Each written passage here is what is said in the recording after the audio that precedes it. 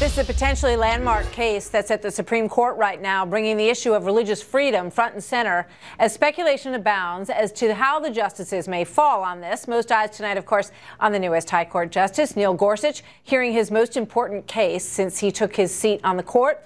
The closely watched debate centers around a preschool at Trinity Lutheran Church in Missouri, which was denied state funds to improve the surface of its playground because of its religious affiliation. Here now is the lawyer who argued that court before the Supreme Court today on behalf of the church, David Cortman of the Alliance Defending Freedom. So give us the basic argument, David.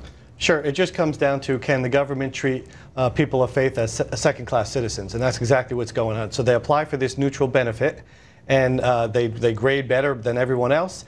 And then the state finds out that just because this preschool is run by a religious organization, a church, they've disqualified them from receiving the benefits. I would imagine that kids from the town and kids of all different faiths play on this playground, right? They do. That's exactly right. And most of the kids who attend the preschool are not even from the church, plus they open up the playground to all the community kids.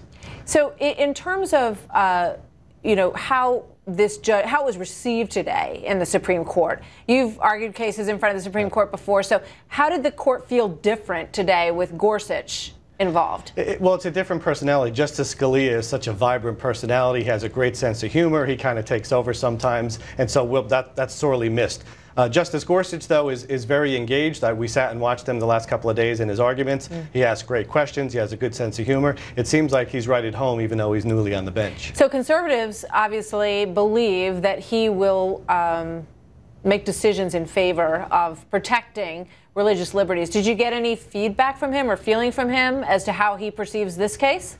We did, and the reason was he didn't ask me any questions, which is usually a good sign, but he asked several tough questions of the state. And one of the questions he asked is, well, where do you draw the line? If you say we're not going to fund religious organizations for neutral government benefits, where do you draw that line? Police and fire protection, what if there's safety issues, the playground here? All kids deserve a safe playground, whether they attend a secular school or a religious school. So where does the state draw the line? And the state really didn't have a good answer for him.